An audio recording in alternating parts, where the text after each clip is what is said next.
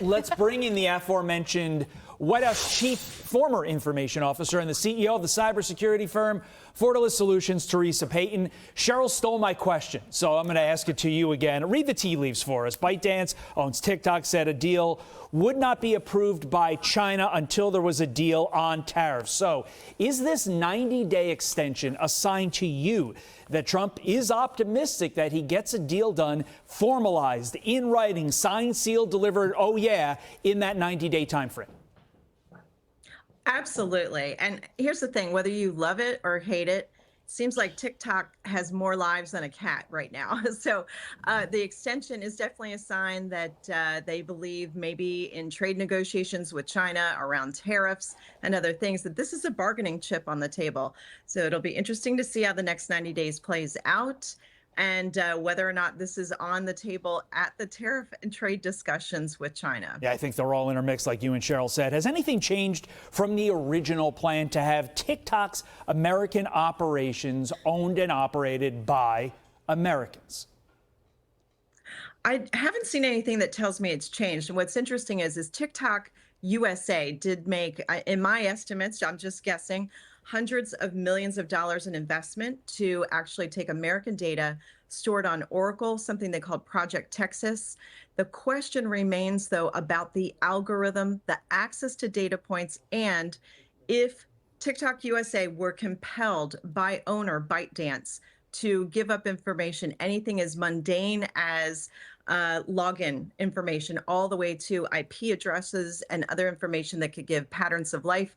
That is the question that remains. Is that happening now? And could that potentially happen in the future, depending upon the architecture? And even if we do sign all these deals with TikTok and everything looks like it's all buttoned up, do we trust the Chinese at the end of the day? That's the question. Speaking of trust, experts are sounding the alarm that Iran may target U.S. technology with cyber attacks. One IT expert giving a breakdown on what these hackers could do. Quote, these hacktivist groups will leverage a variety of tactics, including the exploitation of vulnerable systems, targeted spear phishing and data collection, and are known to carry out both disruptive and destructive attacks. Politico reporting some of the companies that were warned of a possible Iranian cyber attack: Hershey, Tyson, IBM, Intel, AT&T, and Conagra. I look at that list and I say food and technology, kind of what keeps our country running. As the CEO of a cybersecurity firm, how real is this threat? It is a real and present danger. And whether or not they're successful is going to be one thing. But we should not have any hubris around their capabilities. They just have to get it right once.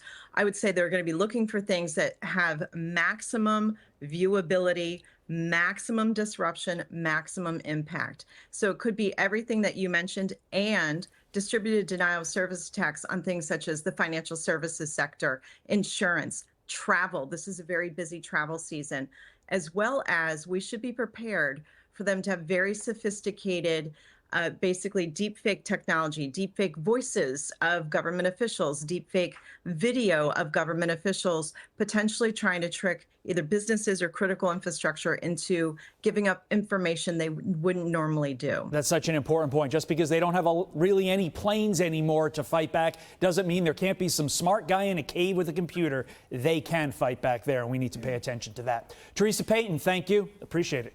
I'm Steve Doocy. I'm Brian Kilmeade. And I'm Ainsley Earhart. And click here to subscribe to the Fox News YouTube page to catch our hottest interviews and most compelling analysis.